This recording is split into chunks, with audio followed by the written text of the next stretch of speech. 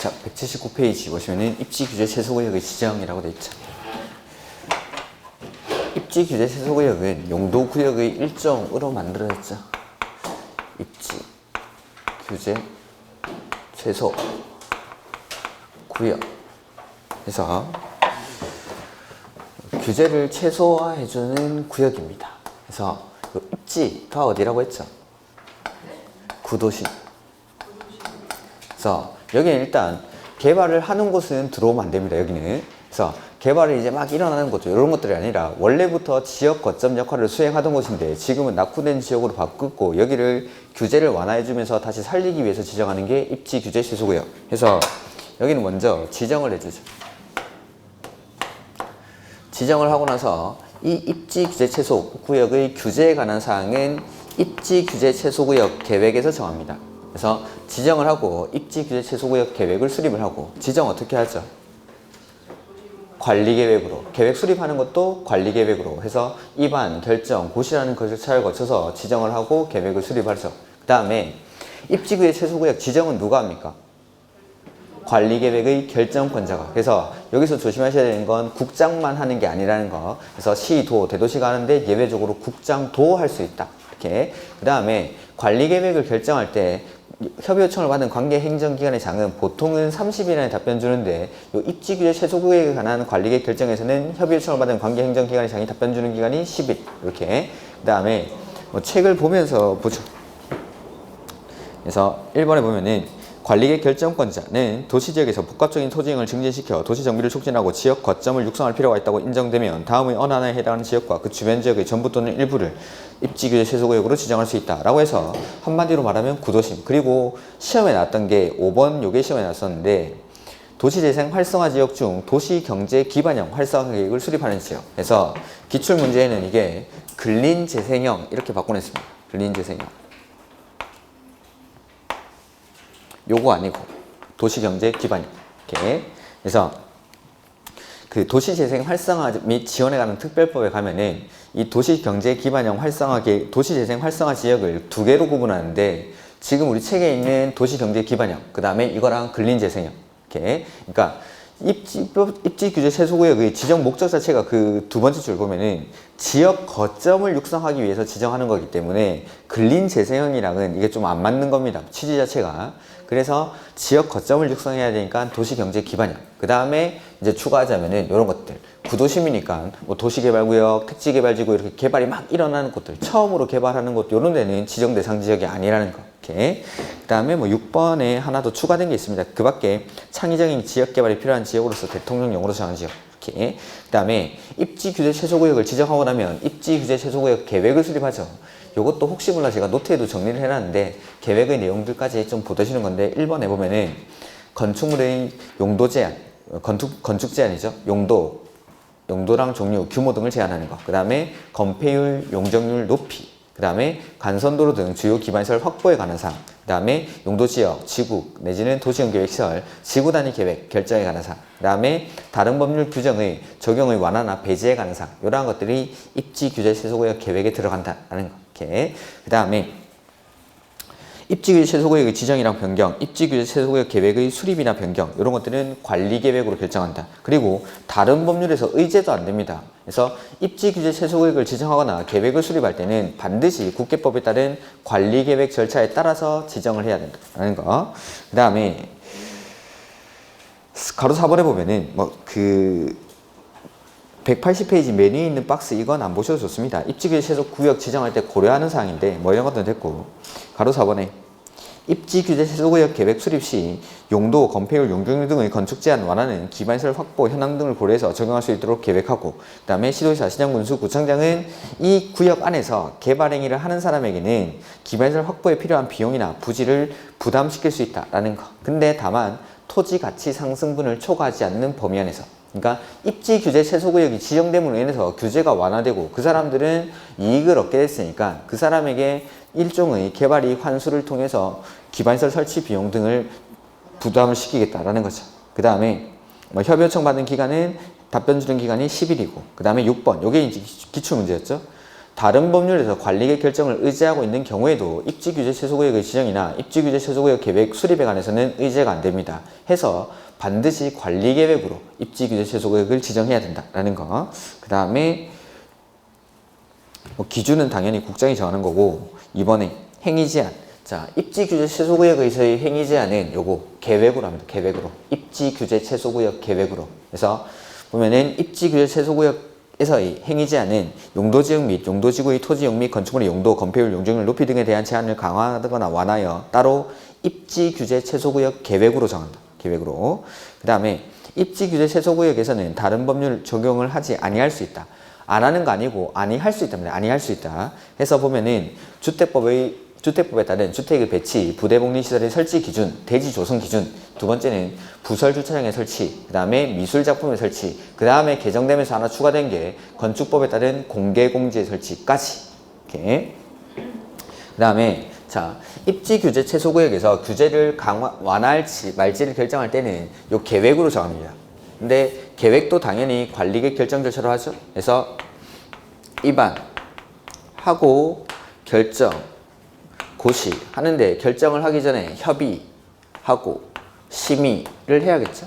자, 이 심의인데 학교 환경 위생 정화구역이나 역사문화 환경 보존지역 이런 곳에서의 규제를 완화할지 말지를 결정할 때에는 심의를 거칠 때 도시계획위원회 뿐만 아니라 학교 환경 위생 정화위원회나 문화재위원회와 공동심의를 하죠.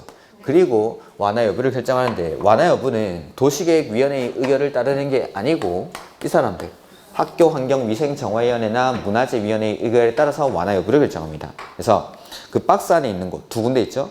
학교환경위생정화구역 내지는 역사문화환경 보존지역 이런 곳에서의 규제를 완화할지 말지를 결정할 때는 공동심의한다라는 거. 그리고 박스 바로 위에 보면은 이 경우 다음의 완화 여부는 각각 학교환경위생정화위원회나 문화재위원회의 의결에 따른다. 도시계획위원회의 의결이 아니라. 그 다음에 입지규제 최소구역으로 지정된 지역은 여기를 뭘로 봐주죠? 특별건축구역으로 지정된 것으로 본다. 지정된 것으로 간주를 하는 거지 지정하여야 한다 이런 거 아닙니다. 그 다음에 시도의사, 시장군수, 구청장은 건축법에도 불구하고 입지규제 최소구역에서 건축하는 건축물의 건축 기준 등을 특례사항 등을 정해서 건축할 수 있는 건축물에 포함시킬 수 있다. 이런 것들을 보지 마시고. 그 다음에 5번에 둘 이상의 용도 지역 등에 걸치는 경우에 행위 제한이라고 되어 있죠. 이건 그림으로 그냥 한번 해보죠. 이렇게 대지가 있는데 이 하나의 대지가 둘 이상의 용도 지역, 지구, 구역에 걸쳐 있죠. 그 중에서 자, 여기 주거지역, 여기 상업지역이라고 해보고 전체 대지 면적이 1000제곱미터인데 주거지역에 700, 상업지역에 300 이렇게 속해 있습니다. 이럴 때 자, 대지가 둘 이상의 용도 지역에 걸치는 경우 중에 가장 작은 부분의 규모가 얼마죠? 330제곱미터 이하일 때. 이럴 때는 건축 제한에 대해서는 대지 중 가장 넓은 면적이 속하는 용도 지역 등에 관한 규정을 적용한다. 그러니까 이 상업지역은 상업지역으로 쓰는 게 아니라 주거지역에 맞는 건물을 지어서 활용해야 된다라고 했었죠. 그리고 건폐율이나 용적률은 각각 구해서 더하면 됩니다. 그래서 이런 것들은 계산 문제를 실제로 한번 풀어 나중에 아마 나와 있을 건데 여기서 쓸 수 있는 건축 면적, 여기서 쓸 수 있는 건축 면적 구해서 더하면은 전체 1000제곱미터에 대한 건축 면적이 나오는 겁니다. 그래서 이 건축 면적에다가 1000제곱미터를 나눠주면 전체 대지의 건폐율이 되는 거고 여기서 쓸 수 있는 연면적, 여기서 쓸 수 있는 연면적을 더하면 전체 1000제곱미터에 대한 연면적이 나오는 거죠. 그래서 여기다가 역시 전체 대지 면적인 1000제곱미터를 나눠주면은 이 대지 전체의 용적률이 나오는 거. 이렇게 가중평균하는 건 각각 구해가지고 더하면 됩니다. 나중에 문제 나오면 거기서 한번 풀어보도록 하죠. 이런 것들은. 그 다음에 이거 원칙은 가장 작은 부분이 330인데 도로변을 따라서 띠 모양으로 지정된 상업지역에서는 기준이 얼마로 바뀌죠? 660제곱미터 이하. 그 다음 건물이 고도지구에 걸쳐 있습니다. 그럴 때는 건물이랑 대지 전부에 대해서 고도지구에 관한 규정을 적용하죠. 그 다음에 건물이 방화지구에 걸쳐 있을 때는 건물만 그 전부라고 했죠. 그 전부 건물 전부에 대해서만 방화지구에 관한 규정을 적용합니다. 단 방화지구와 방화지구가 아닌 곳의 경계가 방화구역으로 구획되어 있을 때에는 방화지구가 아닌 곳에 대해서는 그러하지 아니하다. 그 다음 대지가 녹지지역과 그 밖의 지역, 지구, 구역에 걸쳐 있을 때는 원칙은 각각. 다만 가장 작은 부분이 어디죠? 녹지 지역이고 그 녹지 지역의 규모가 330제곱미터 이하일 때는 이 작은 녹지 지역을 큰 부분으로 흡수해서 쓰게 해줍니다. 이렇게. 그 다음에 녹지 지역에 있는 건물이 고도지구나 방화지구에 걸칠 때에는 각각이 아니라 고도지구나 방화지구에 관한 규정을 적용하겠다라는 거. 이런 것들은 뭐 계산 문제로도 나온 적이 꽤 오래됐어요, 이거는. 그래서 최근에는 계산 문제가 안 나오긴 하지만 이런 것들은 뭐 언제든지 출제가 될 수 있는 계산 문제죠. 이렇게 나중에 문제 나오면은 그때 같이 한번 풀어보죠. 뭐 이런 것들은 지금 뭐 말로 다 했죠. 그 다음에 이제 지구 단위 계획이 먼저 나와 있으니까 책의 순서대로 하죠. 노트는 좀 뒤로 가셔야 됩니다.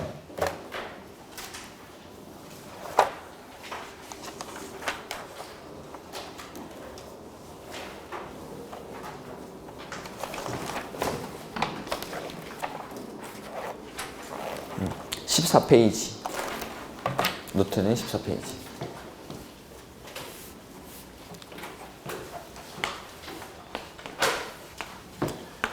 지구 단위 계획. 그래서 지구 단위 계획이라는 건 지구 단위로 수립하는 관리 계획을 말합니다.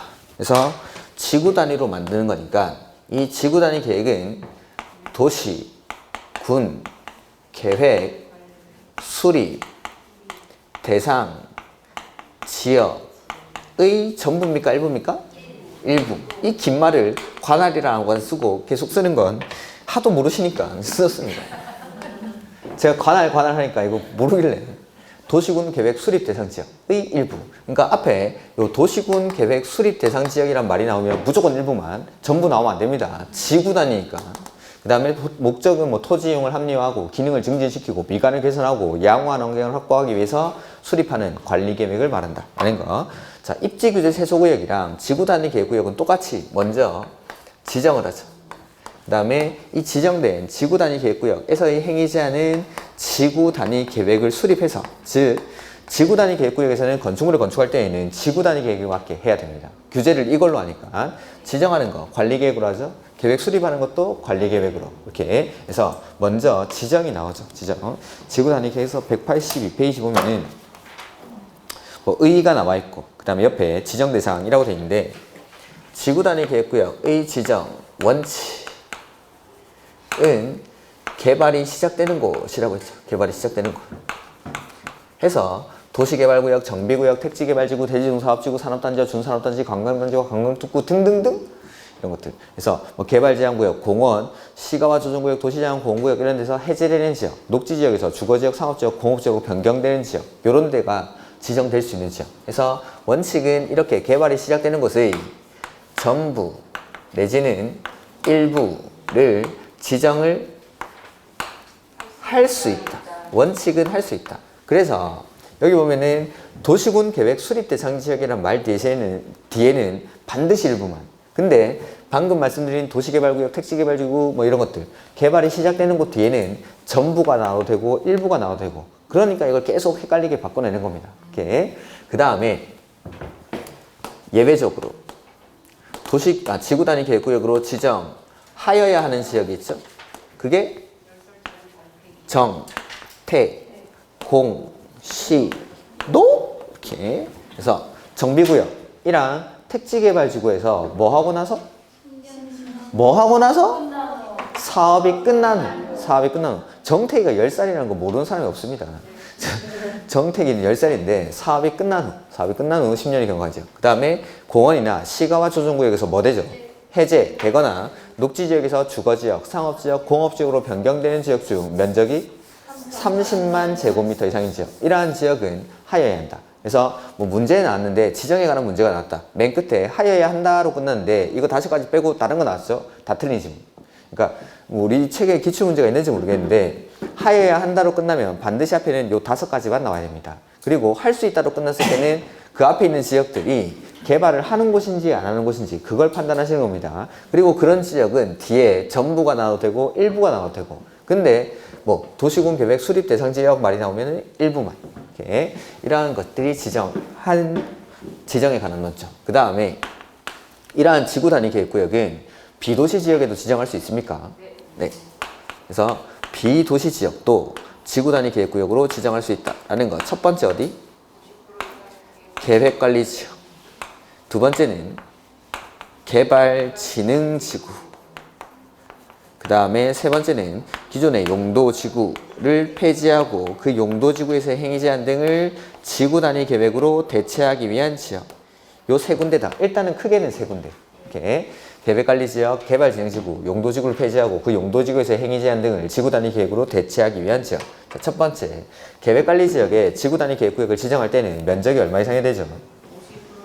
50% 이상이 계획관리지역이고 나머지 용도지역은 생산관리나 보전관리지역일 것. 지금 거기 183페이지 밑에 있는 쪽이죠? 밑에 가로 1번에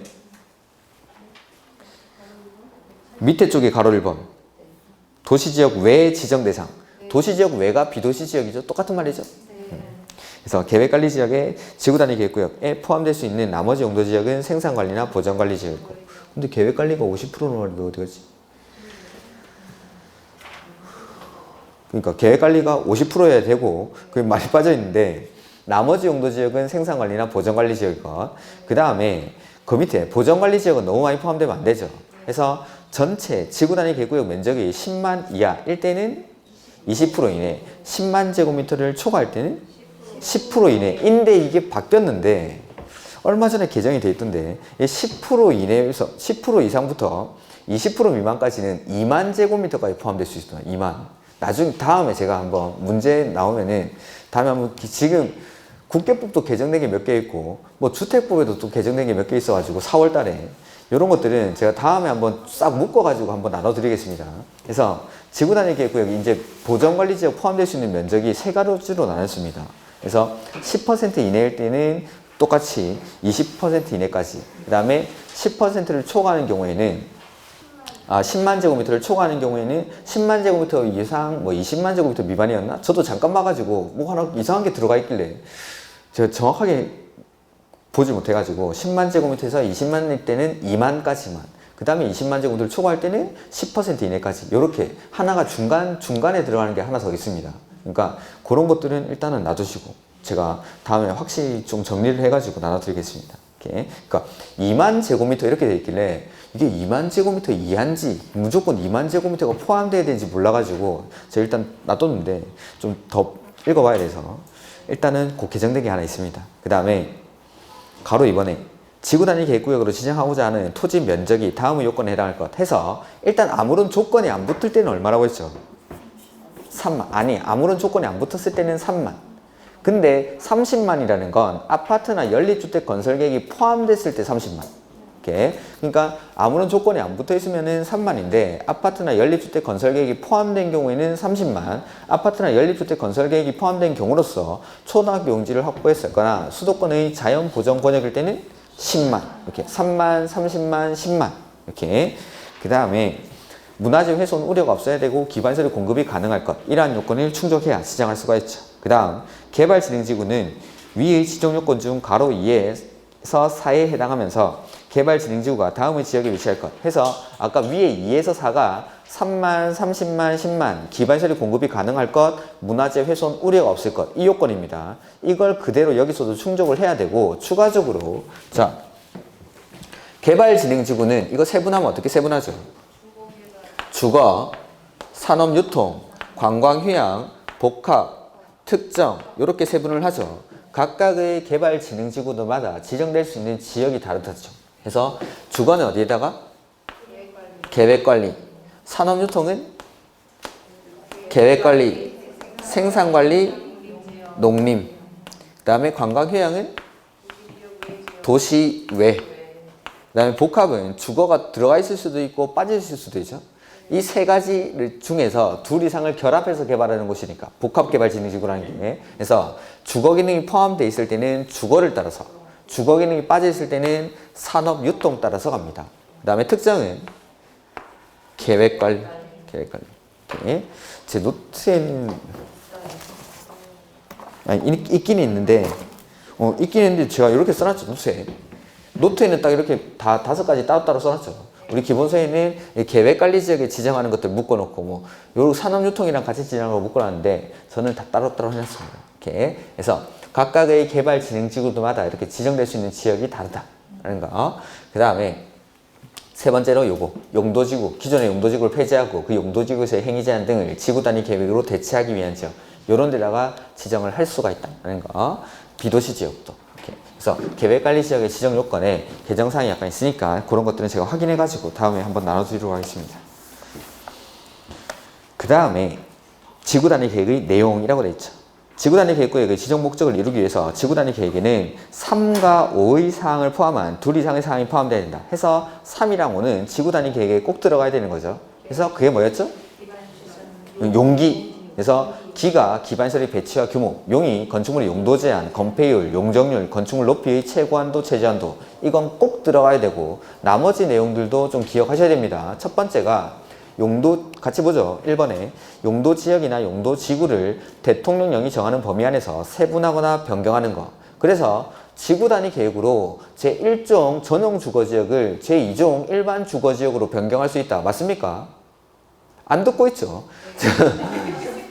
지구 단위 계획으로 제1종 전용 주거지역을 제2종 일반 주거지역으로 변경할 수 있다. 맞습니까? 네, 용도 지역을 변경할 수 있다고 돼 있었어요. 방금. 용도 지역이나 용도 지구를 대통령령이 정하는 범위 안에서 세분하거나 변경할 수 있다. 변경할 수 있죠. 주거지역은 주거지역 안에서, 상업지역은 상업지역 안에서 바뀌는 게 원칙. 그래서 용도지역이나 용도지구를 변경할 수 있다 이렇게 나오는 게 아니라 제가 방금 말씀드린 것처럼 기출지문에 보면 뭐 1종 일반 주거지역을 3종 일반으로 변경할 수 있다 이런 식으로 용도지역이나 용도지구를 대통령령이 정하는 범위 안에서 주거지역은 주거지역 안에서, 상업지역은 상업지역 안에서 바뀌는 게 원칙입니다. 이렇게. 그 다음에 용도지구도 마찬가지입니다. 개발진흥지구면 개발진흥지구 안에서 바뀌는 게 원칙. 이렇게. 그 다음에 두 번째가 기존의 용도지구를 폐지하고 그 용도지구에서의 건축물이나 그 밖의 시설의 용도, 종류 및 규모 등을 제한을 대체하는 사항. 그 다음에 3번을 읽었고 4번 도로로 둘러싸인 1단의 지역, 가로구역이라고 있고 계획적인 개발 정비를 위해서 구획된 1단의 토지의 규모와 조성 계획. 그 다음에 5번도 했고 그 다음에 건축물의 배치, 형태, 색채, 건축선. 지금 185페이지 메뉴에 보고 있습니다. 그 다음에 환경관리계획이나 경관계획. 그 다음에 8번째가 보행, 안전 등을 고려한 교통처리계획. 이러한 것들이 지구단위 계획에 포함될 수 있는 사항. 그래서 꼭 들어가야 되는 것뿐만 아니라 나머지 내용들도 시험에 자주 나옵니다. 이거는 계속 읽으면서 한 번에 외우기 힘들면은 계속 읽으면서 포함될 수 있는 사항들도 보셔야 됩니다. 그 다음 도시지역 외에 아까 나왔었는데 도시지역 외에서 지구단위 계획구역의 지정 요건 해서 해당 개발진흥지구가 지정되기 위해서는 아무 용도지역에서 지정되는 것이 아니라 이거 아까 했던 거죠? 됐습니다. 또 써놨네. 그 다음에 지구단위 계획구역에서의 행위 제한. 이렇게 보면은 지구단위 계획구역이 지정이 되면 규제를 강화도 하고 완화도 하는데 우리는 완화되는 걸 배우죠. 그래서 완화되는 규정이 국계법에서 3가지가 있습니다. 그게 건축 제한, 그 다음에 건폐율, 용적률, 그 다음에 건축법에서 완화될 수 있는 규정이 5가지 해서 대지와 도로와의 관계, 그 다음에 대지 안에 조경, 그 다음에 높이 제한, 그 다음에 1조 등의 확보를 위한 높이 제한, 그 다음에 공개공지, 그 다음에 주차장법에 따른 부설주차장의 설치 기준. 그러니까 정확하게 말하면 이 부설주차장 규정 완화되는 건 2가지가 있는데 둘 다 아무튼 그냥 부설주차장입니다. 이렇게 부설주차장 설치 기준. 이러한 규정을 완화할 수 있다. 그리고 이 완화되는 규정을 도시지역이랑 비도시지역으로 나눠가지고 국계법 규정은 도시지역이든 비도시지역이든 똑같이 완화가 됩니다. 아마 노트에 제가 표로 정리를 해놨죠. 그래서 건축 제한 둘 다 완화가 되고 그 다음에 건폐율은 얼마까지? 150%, 용적률은 200%까지 똑같이 비도시지역에서도. 그 다음에 높이 제한은 120%까지. 이거는 도시지역에서만. 주차장 설치 기준은 100%. 이것도 도시지역에서만. 이렇게. 나머지는 뭐 규정은 따로 없습니다. 그리고 주차장 설치 기준을 완화할 수 있는 경우가 한옥마을을 조성하거나 차 없는 거리를 조성하거나 차량 진입 금지 구간을 지정할 때, 이럴 때는 도시지역에서 주차장 설치 기준을 100%까지 완화할 수 있다라는 거. 이렇게 이게 완화되는 규정.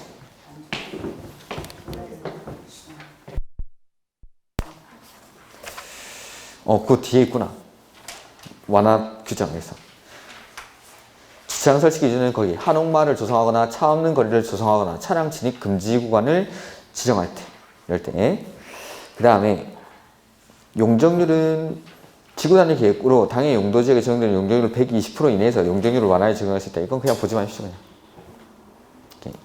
그래서 그러니까 여기서 말하는 150%, 200%라는 건 그 지구 단위 계획구역에서 건폐율이나 용적률을 완화할 수 있는 규정들은 되게 많습니다.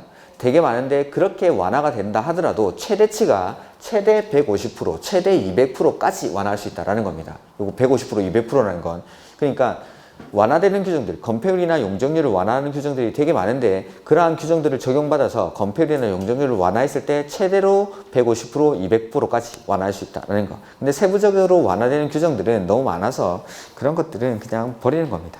그 다음에 6번 지구단위 계획구역의 지정에 관한 관리계획의 실효. 자, 지구단위 계획구역 지정하고 나서 계획은 얼마 만에 만들죠?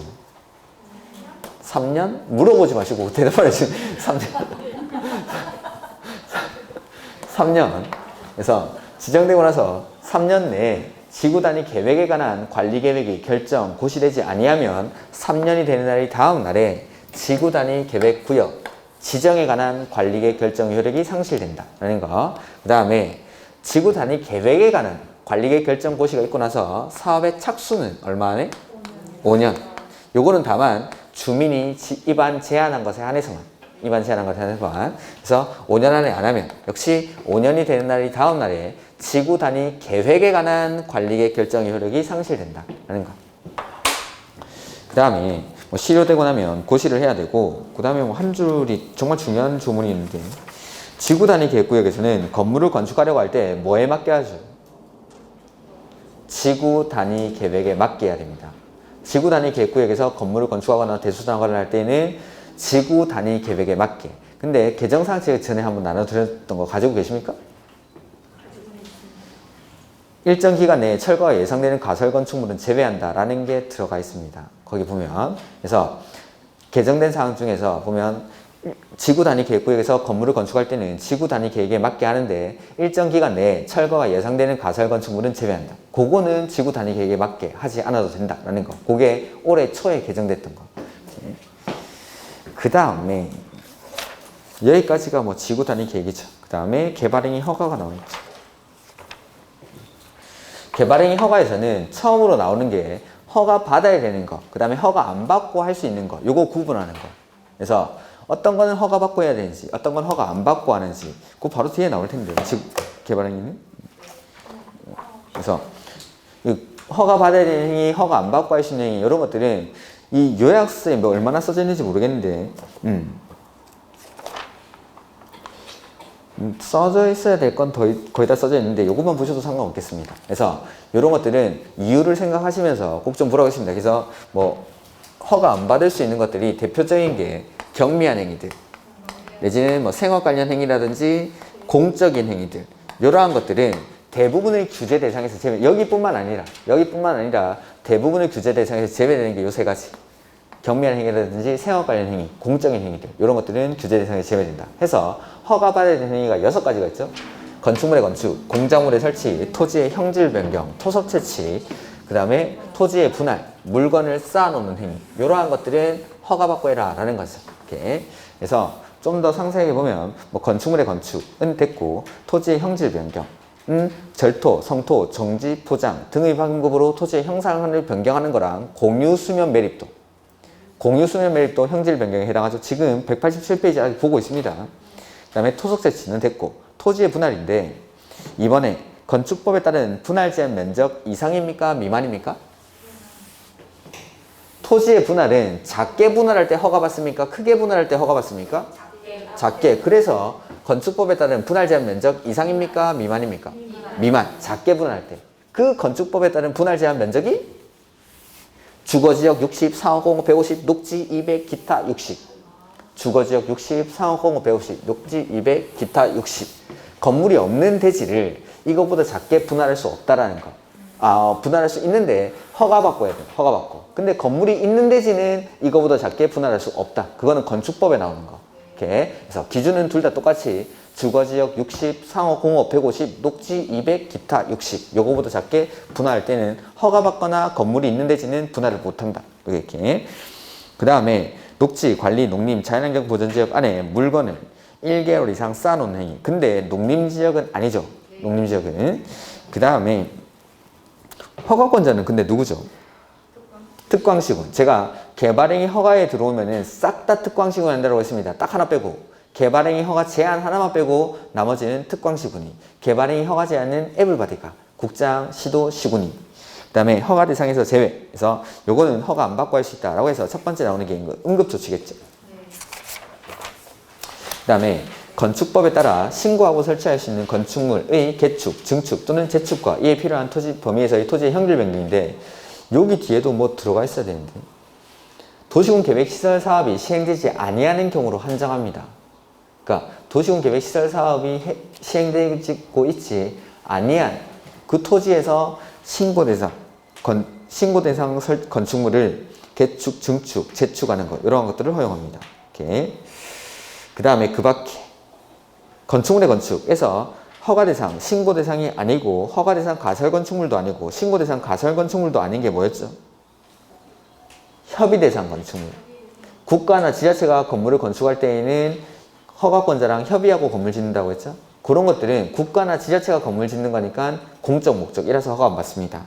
그 다음에 공작물에 설치인데 녹지, 관리, 농림지역에서 농업용 비닐하우스에 설치. 이건 허가 안 받죠. 다만 제외되는 게 육상, 어류, 양식장. 요건 난개발을 유발할 수 있으니까 허가를 받아야 됩니다. 그 다음에 토지의 형질 변경인데 조성이 완료된 기존 대지에다가 형질 변경하는 거. 그런 것들은 경미한 행위니까 괜찮지만 제외되는 게 뭐죠?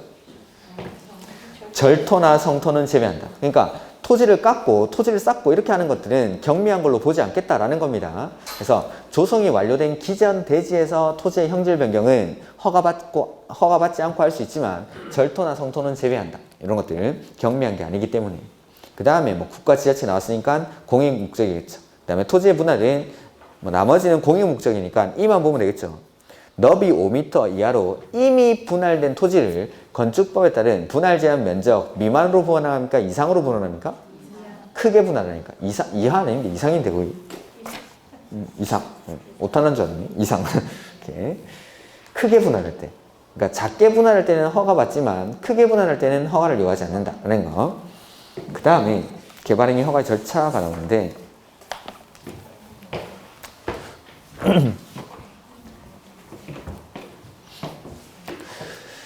그 다음에 여기는 좀 빠져있는데 경작을 위한 토지의 형질 변경은 허가 받습니까? 안 받습니까? 안 받죠. 경작은 생업 관련이니까 허가 안 받습니다. 근데 경작을 위한 경우라도 허가를 받는 경우가 있었습니다. 주변 토지의 관계나 배수, 농작업에 영향을 미치는 경우 내지는 재활용 골재, 사업장의 폐토양, 무기성 온이 이러한 것들로 성토하는 경우 그 다음에 지목 변경을 수반하는 경우 근데 뭐 사이는 괜찮죠? 응 하지 마시고 전, 답 사이의 변경은 그러하지 아니하다. 그러니까 지목 변경 그거는 이게 지금 이거는 좀 아셔야 되는데 경작을 위한 토지의 형질 변경일 때는 원칙적으로 허가를 받지 않지만 첫 번째는 인접, 토지의 관계 내지는 배수, 농작업에 영향을 미치는 거 그거는 경작을 위한 경우라도 허가받습니다. 두 번째는 재활용 골재, 사업장의 폐토양, 무기성 온이 이런 것들 기름 찌꺼기 같은 거 이런 것들로 성토할 때는 주변 토양이 오염될 수 있기 때문에 허가받아야 됩니다. 세 번째는 지목 변경을 수반할 때 지목 변경을 수반하는 형질 변경은 경작을 위한 경우라도 허가를 받습니다. 다만 전답 사이의 변경은 그러하지 아니하다. 벼농사 짓다가 고추농사 짓고 고추농사 짓다가 벼농사 짓고 그건 괜찮다라고 했죠. 그 다음에 2m 이상의 절토, 성토를 수반하는 경우나 옹벽 설치가 필요할 때 이런 것들은 경작을 위한 경우라도 허가를 받아야 됩니다. 이렇게 그런 것들은 문제 나오면 다시 한번 보도록 하죠. 그 다음에 개발행위 허가의 절차라고 되어 있죠. 갑이라는 사람이 허가를 신청합니다. 허가권자에게. 그러면 이 허가 신청을 받은 허가권자는 허가 여부에 대해서 고민을 하죠. 며칠 동안? 15일. 15일 안에 허가 내지는 불허가 처분을 합니다. 불허가를 하는 경우에는 왜 불허가를 하는지에 대한 처분 사유를 통지를 해줘야 되고, 허가를 받은 경우에는 허가증을 교부를 합니다. 그리고 이 허가증을 받아서 사업에 착수를 하는 거죠. 그리고 공사가 완료가 되면 마지막에 준공검사 요렇게 사업을 하죠. 자, 갑은 허가권자한테 맨 처음에 허가 신청서를 제출하는데, 이 신청서에는 환경오염 방지, 경관 조경, 위해 방지, 기반시설의 설치나 그에 필요한 용지 확보에 관한 계획서를 첨부를 해야 되죠. 다만 기반시설의 설치나 그에 필요한 용지 확보에 관한 계획서를 제출 안 하는 곳이 있는데, 개발밀도관리구역. 개발밀도관리구역은 처음부터 기반시설 설치가 곤란한 지역이기 때문에 요거 기반시설 설치나 그에 필요한 용지 확보에 관한 계획서를 제출할 필요가 없다는 게. 그 다음에 허가권자가 아까 특별시장, 광역시장, 시장 군수였죠. 이런 사람들은 허가 신청을 받으면 허가 여부에 대해서 판단을 해줘야 됩니다. 15일 안에. 자, 근데 이 허가 여부의 고민은 지 마음대로 하는 거 아니고 허가의 기준이 있죠. 첫 번째는 규모에 적합해야 됩니다. 토지의 형질 변경 규모에 적합할 것. 이 형질 변경 규모가 주, 상, 자, 생 1만 미만. 그 다음에 보존녹지 자연환경 보전지역은 5천 미만. 그 다음에 나머지 공업관리농림은 3만 미만일 때 허가를 받을 수 있다. 이게 개발행 허가의 규모. 그래서 주거지역, 상업지역, 자연녹지, 생산녹지는 1만 미만. 보존녹지, 자연환경 보전지역은 5천 미만. 그 다음에 공업, 관리농림은 3만 미만일 때 허가를 받을 수 있다. 두 번째는 관리계획이나 성장관리계획에 어긋나지 아니할 것. 그 다음에 세 번째는 도시, 군 계획사업에 지장이 없을 것. 도시군 계획사업에 지장이 있으면 안 되기 때문에 누구한테 물어보죠? 시행자한테 의견을 듣습니다. 네 번째, 주변의 환경 내지는 경관과 조화를 이룰 것. 다섯 번째는 기반시설의 설치나 그에 필요한 용지 확보 계획이 적절할 것. 이 기준에 맞을 때만 허가를 내어주겠다라는 거죠. 이게 개발행 허가의 기준. 그래서 최근에 문제가 좀 어렵게 나온 게 있었는데, 그 별표에 나오는 것들이었습니다. 그런 것들은 뭐 풀 필요는 없는데, 자금 조달 계획 같은 거, 이런 것들은 허가의 기준에 해당하지 않습니다. 이렇게. 그 다음에 여기 맞으면은 허가를 내주는데, 이 허가를 내어줄 때 조건을 붙여서 허가를 할 수 있습니까? 이 조건 붙일 수 있는 게 환, 경, 위, 기 등에 관한 조치를 할 것을 조건으로 허가를 할 수 있고, 조건을 붙이려고 할 때는 누구한테 물어보죠? 신청한 자. 개발행위 허가를 신청한 자의 의견을 들어서 조건을 붙일 수 있다라는 거. 그리고 조건이라는 건 미래 이행 여부가 불확실하기 때문에 돈을 받죠. 그게 이행 보증금. 이행 강제금은 불응 명령 불응에 대한 제조치. 명령을 했는데 그 명령을 이행을 하지 않으면 부과하는 게 이행 강제금. 불응. 그 다음에 이행 보증금은 조건을 붙였는데 조건 이행 안 할까봐 이행을 담보하기 위해서 받는 돈이 이행 보증금. 그래서 이행 보증금은 총 공사비의 20% 이내에서 납부를 하는데, 원칙은 현금으로 납부하지만 보증서로 가름할 수가 있죠. 그리고 이 이행 보증금은 이행 안 할까봐 받는 돈이죠. 그러면 이행 여부가 확실한 공공은 예치하지 아니한다 라는 거. 이렇게. 그 다음에 이렇게 뭐 공사를 해서 공사가 완료되면은 준공사를 받는데, 모든 개발행위가 다 준공사를 받는 건 아니었어? 건축물의 건축, 공작물의 설치, 토지의 형질 변경, 토석 채취, 얘네는 준공사를 받고 토지의 분할이랑 물건을 쌓아놓는 행위는 안 받고. 그래서 건축물의 건축, 공작물의 설치, 토지의 형질 변경, 토석 채취는 준공사 대상이 되는데, 토지의 분할이나 물건을 쌓아놓는 행위, 요게 안 된다는 게 더 시험에는 많이 나옵니다. 토지의 분할이나 물건을 쌓아놓는 행위는 준공검사를 요하지 않는다. 요게 뭐 188페이지 뭐 개발행위 허가의 절차에 나오는데, 188페이지 보면은 허가 신청해서 환, 경, 위, 기 등에 관한 계획서를 첨부한 신청서를 제출한다는 거. 근데 그 밑에 개발밀도관리구역에서는 기반시설의 설치나 그에 필요한 용지 확보 계획서는 제출하지 아니한다라는 거죠. 그 다음에 개발행위 허가. 특광시구는 며칠 안에 허가 불허가 처분을 하죠? 15일. 뭐 동그라미 해놓으면 되고. 그 다음에 불허가 있을 때는 처분 사유를 통지해주고, 그 다음에 허가 내줄 때 조건을 붙여서 허가를 할 수가 있죠. 그 다음에 허가받은 사항을 변경하려고 합니다. 뭐 받아야 되죠? 허가받은 사항을 변경할 때는 허가, 신고한 사항을 변경할 때는 신고, 승인받은 사항을 변경할 때는 승인, 인가받은 사항을 변경할 때는 인가.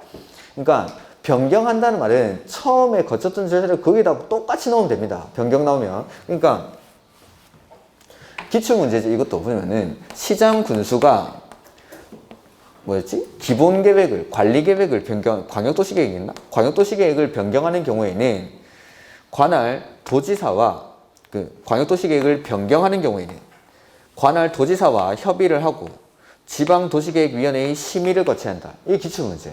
보면은 시장 군수가 광역도시계획을 변경하는 경우 이렇게 나오면은 시장 군수가 광역도시계획을 수립하는 경우 이렇게 바꿔내면 되죠. 바꿔버리면. 그러면 수립할 때에는 도지사의 승인을 받아야겠죠? 도지사의 승인을 받으니까 협의는 관계 행정기관의 장이랑 협의하고 지방도시계획위원회의 심의를 거쳐야 된다 했는데 기출문제에는 도지사랑 협의하여야 한다 이렇게 나온 거죠. 그러니까 변경이라는 거는 처음에 했던 절차 그걸 그대로 여기다 갖다 넣으면 되는 겁니다. 처음에 뭐 개발행위 허가받은 사항을 변경하는 경우, 개발행위 허가를 받으려는 경우 이렇게 바꾸면 됩니다. 변경이 아니라 허가받는 경우 뭐 이렇게. 그래서 처음에 거쳤던 절차를 똑같이. 다만 경미한 사항일 때는 통지한다라는 거죠. 그래서 기간을 연장합니까? 단축합니까? 단축. 면적은 확대합니까? 축소합니까? 축소인데 몇 프로? 5%. 요거는 시험에 몇 번 나왔으니까 따로 기억하는 겁니다. 나머지 경미한 사항들은 10%가 많지만 개발행위 허가사항의 경미한 변경은 5%. 축소 이거. 그 다음에 3번에 관계법령 개정 또는 관리계획 변경에 따라, 그러니까 경미한 사항들에 또 대표적으로 나오는 게 뭐냐면 다른 것들이 바뀜에 따라서 어쩔 수 없이 바뀌는 겁니다. 이런 것들은 경미한 걸로 봅니다. 그러니까 판결에 따라서 뭐가 바뀐다 뭐 이런 것들. 아니면 앞에 있던 실시계획이나 뭐 실시계획이라든지 우리 개발법이나 정비법에서 실시계획이 변경됨에 따라 사업시행계획이 변경됨에 따라 그거에 따라서 바뀌는 경우 뭐 이런 것들. 그러니까 다른 것들이 바뀜에 따라서 변경되는 경우도 경미한 경우로 보는 게 많습니다. 그 다음에 네 번째는 뭐 허용되는 오차를 반영하기 위한 변경. 근데 허용 오차를 반영하기 위한 변경이라 하더라도 불이익을 받는 자가 있거나 아니면은 뭐 손해를 입는 자가 있다, 피해가 발생한다, 뭐 이런 것들이 이상한 말이 나오면은 그건 경미한 사항이 아닙니다. 이렇게. 그 다음에 뭐 단순 정정 이런 것들도 경미한 사항이긴 한데 뭐가 막 바뀌고 그 단순 정정이라도 뭐가 바뀌고 불이익을 입는 자가 있고 이러면 경미한 사항이 아닙니다. 그 다음에 5번에 뭐 이건 됐습니다. 5번에 1m 뭐 이런 것도 됐고. 그 다음에 허가의 기준은 여기 5가지 되어 있죠. 허가의 기준. 그 다음에 다음 페이지 보시면은 규모가 주, 상, 자, 생 1만 미만, 보존녹지 자연환경 보존지역은 5천 미만, 공업관리 독립은 3만 미만, 주상자 생일 보자 5시 이렇게. 그 다음에 개발행위에 대한 도시계획위원회 심의인데 일정한 행위는 도시계획위원회 심의를 거쳐서 허가를 해야 됩니다. 근데 허가를 거치지 않고 심의를 거치지 않고 허가할 수 있는 경우가 있었는데 지구단위 계획이나 성장관리 계획을 수립한 지역, 지구단위 계획이나 성장관리 계획을 수립한 지역, 그런 데서는 심의를 거치지 않고 허가를 할 수 있습니다. 이렇게. 뭐 책에는 안 나와 있는데 그거는 기본서에서도 잘 안 보는 겁니다. 지구단위 계획이나 성장관리 계획을 수립한 지역에서는 뭐 안 받는다. 그 다음에 이행보증금, 예치사유, 기억이 나시려나? 굴비, 발차기,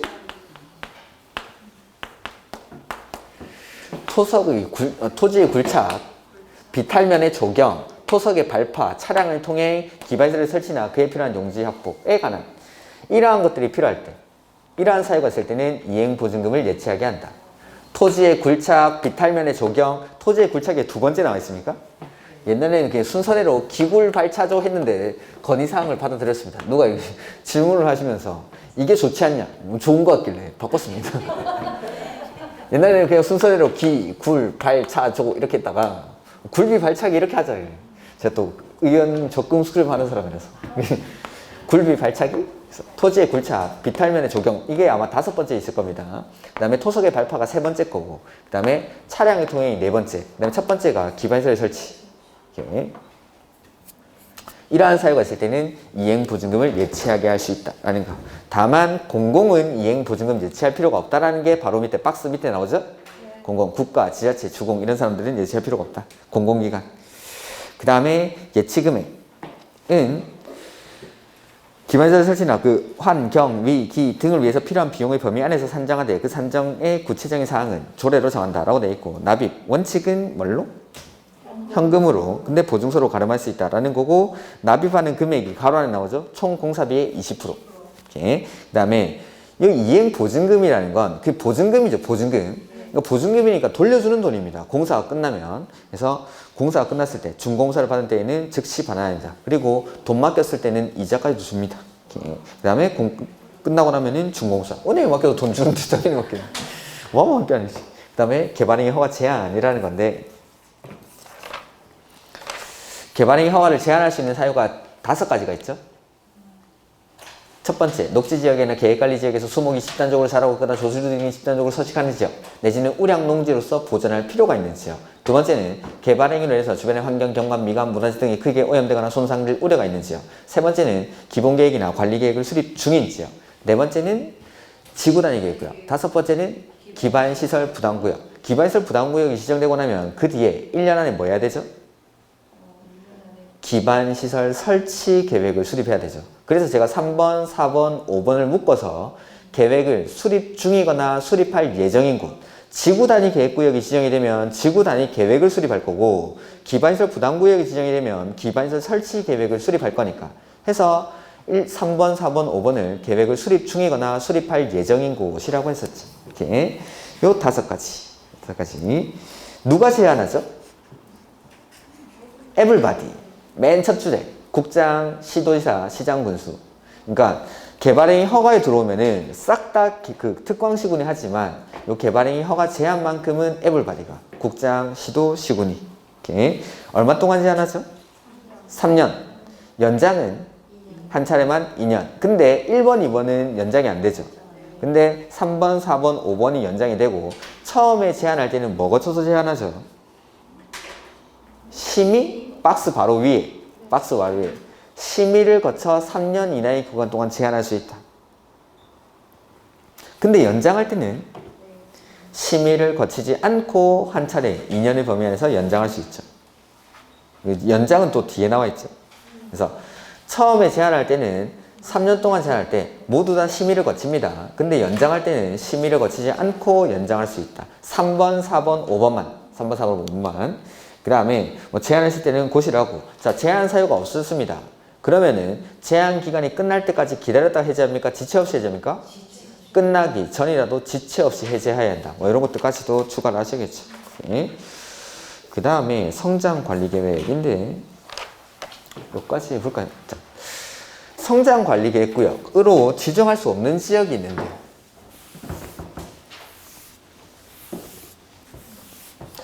성장관리계획이라는 건 앞으로 개발행위 발생 가능성이 높고 성장 가능성이 높으니까 거기를 좀 더 체계적으로 개발하기 위해서 성장관리계획구역으로 지정하고 성장관리계획을 수립합니다. 그러면은 개발이 이미 다 끝난 곳에는 성장관리계획구역을 지정할 필요가 있습니까? 없습니까?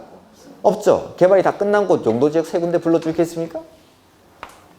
주거지역, 상업지역, 공업지역 여기는 성장관리계획구역으로 지정하는 게 아닙니다.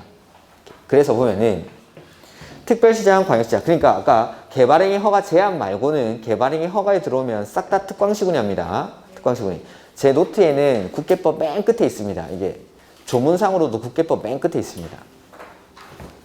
특별시장, 광역시장, 시장군수는 녹지관리, 농림, 자연환경 보전지역. 그래서 주거지역, 상업지역, 공업지역은 지정대상지역이 아닙니다. 다음의 어느 하나에 해당하는 지역의 전부 또는 일부에 대해서 성장관리계획구역을 지정할 수 있다. 해서 뭐 이런 데가 개발이 일어나는 곳입니다. 개발 수요가 많아 무질서한 개발이 진행되고 있거나 진행될 것으로 예상되는 지역, 주변의 토지 이용이나 교통 여건 변화 등으로 향후 시가화가 예상되는 지역, 그 다음에 주변 지역과 연계해서 체계적인 관리가 필요한 지역, 그 다음에 지역 지구 등의 변경으로 토지 이용에 대한 행위 제한이 강화될까요? 완화될까요? 개발 행위가 일어나야 되니까 완화되는 지역이겠죠? 그 다음 그 밖에 난개발 방지와 체계적 관리가 필요한 지역으로서 대통령령으로 정한 지역 해서 지정은 특광시군이 하죠. 근데 절차를 보면은 주민한테 의견 듣고 의회한테 의견 듣고 협의, 심의를 거쳐서 지정을 합니다. 관리계획 수립하는 거랑 똑같죠. 주민한테 의견 듣고 의회한테 의견 듣고 협의하고 심의하고 그 다음에 밑에 3번에 의회는 60일 안에 의견을 제시해야 된다라는 거. 그 다음에 협의청을 받은 관계 행정기관은 30일 안에. 그 다음에 특별시장, 광역시장, 시장군수가 성장관리계획구역을 지정하거나 이를 변경한 경우에는 관계 행정기관의 장에게 서류를 송부하여야 하며 대통령령으로 정하는 바에 따라 이를 고시하고 일반이 열람할 수 있도록 하여야 한다는 거. 그 다음에 뭐 그 밖에 그건 됐습니다.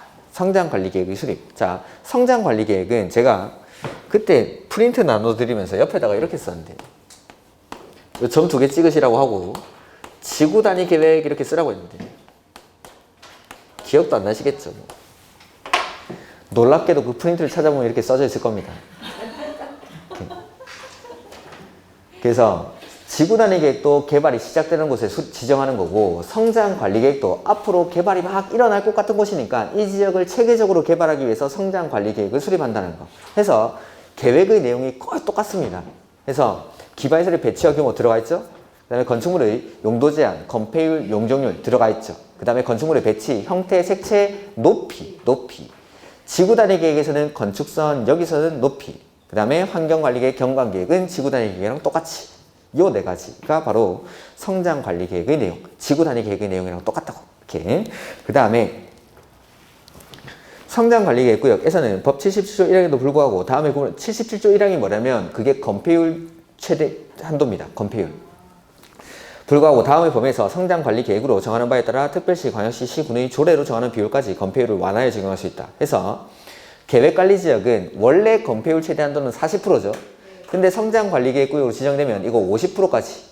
그 다음에 밑에 생산관리지역이랑 농림지역 그리고 대통령령으로 정하는 녹지지역은 아직은 안 나왔습니다. 원래 예전에 변경되기 전에는 자연녹지지역이긴 하였는데 그래서 제가 노트에는 자연녹지라고 써놨는데 그 나중에 고치기 귀찮아가지고 제가 노트에는 써놨는데 이거 아직은 안 나와 있습니다. 예전이랑 똑같다라면 자연녹지인데 아직은 안 나와 있으니까 그 녹지지역은 가로쳐 놓고 보지 마시고 그래서 농림지역이 원래 없었는데 농림지역이 추가가 됐습니다. 그래서 생산관리나 농림지역은 원래 건폐율 최대 한도는 20%죠? 근데 이게 성장관리계획이 수립되면 30%까지. 그 다음에 용적률 그 78조 1항이 용적률입니다. 그 용적률 최대 한도에도 불구하고 계획관리지역에서는 얼마까지? 125%. 나머지는 없습니다.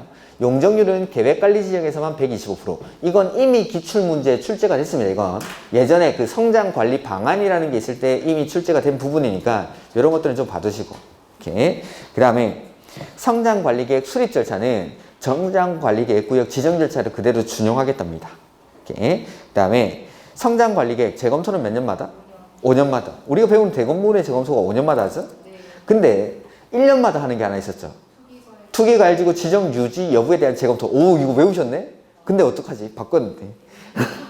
4월 16일 날 바뀌었는데. 반기마다 합니다. 이제 반기마다. 이게 지금 계속 법이 개정되고 있어가지고 지금 정신이 없는데요. 나중에 개정된 사항들이 좀 꽤 있으니까 그런 것들은 정리를 해가지고 좀 나눠드리도록 하겠습니다. 그 다음에 뭐 졸리면 안 되죠. 지금 3일 밤새운 사람들인데 지금 공부한다고 지금.